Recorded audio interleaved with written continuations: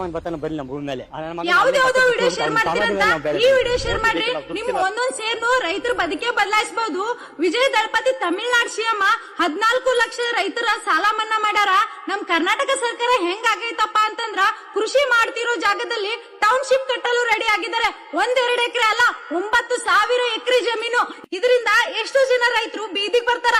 ಅಲ್ಲ ರೈತರಿಗೆ ಬ್ಯಾಡ ಟೌನ್ಶಿಪ್ ಇವ್ರೇ ಕಟ್ಟಕೊಂಡ್ರು ಒಂದು ಅರ್ಥ ಆಗತ್ತಿಲ್ಲ. ಹಂಗೂ ಏನೋ ಉದ್ದಾರ ಮಾಡ್ಲೇಬೇಕಂತಿದ್ರ ಉತ್ತರ ಕರ್ನಾಟಕದ ಕಡೆ ಶಿಕ್ಷಣದ ಕೊರತೆ, ನೀರಿನ ಕೊರತೆ, ಸಾರಿಗೆ ಕೊರತೆ, ಉದ್ಯೋಗದ ಕೊರತೆ, ಹಲವಾರು ಕೊರತೆಗಳಿವೆ. ಅದನ್ನ ತಲೆಕೆಡಿಸ್ಕೋರಿ. ಅದನ್ನ ತಲೆಕೆಡಿಸ್ಕೊಳ್ಳಲ್ಲ ನೀವು. ನಿಮ್ ಟೌನ್ಶಿಪ್ ಬೇಕು. ಅದು ಕೃಷಿ ಮಾಡುತ್ತಿರೋ ಜಾಗದಲ್ಲಿ, ರೈತನ ಜಾಗದಲ್ಲಿ. ಇದರಿಂದ ನಮ್ಮ ರೈತನ ಪರಿಸ್ಥಿತಿ ಹೆಂಗಾಗೈತಪ್ಪ ಅಂತಂದ್ರ ನನ್ನ ಜಮೀನು ಉಳಿಸ್ಕೊಡಿ ಅಂತೇಳಿ ರೋಡಿಗೆ ಬಂದು ಹೋರಾಟ ಮಾಡೋ ಪರಿಸ್ಥಿತಿ ಬಂದದ. ಇದರಿಂದ ಏನು ಉದ್ಧಾರ ಮಾಡ್ತಾರೋ ಏನೋ ವಿಚಾರ ಮಾಡ್ರಿ. ರೈತರಿಗೆ ಅನುಕೂಲ ಆಗ್ರಿ. ಅನಾನುಕೂಲ ಆದ್ರಿ ಅಪ್ಪ ಅಂತಂದ್ರ ನಿಮಗಲ್ಲ.